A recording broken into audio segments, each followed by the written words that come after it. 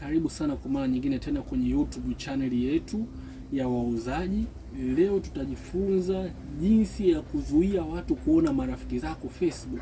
Unakuta una marafiki zako, lakini mtu akifika cha kwanza anaanza kuangalia huyu mtu ana marafiki wangapi, marafiki zake ni wakina nani. Sasa vitu kama hivyo vipendezi kabisa. Leo nitakuelekeza jinsi ya kuwaficha. Moja kwa moja unabonyeza hapo. Baada ya hapo unaingia kwenye setting.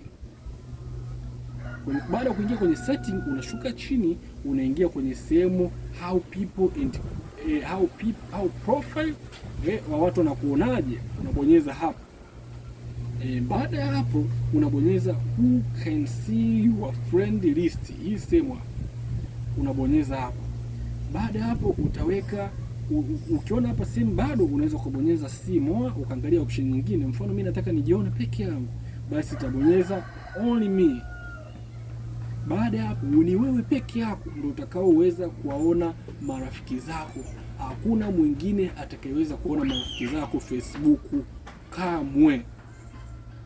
Karibu sana, usiache kusubscribe. Video kama hizi tayari nyingi zipo na bado nyingine nyingi zinakuja. Karibu sana.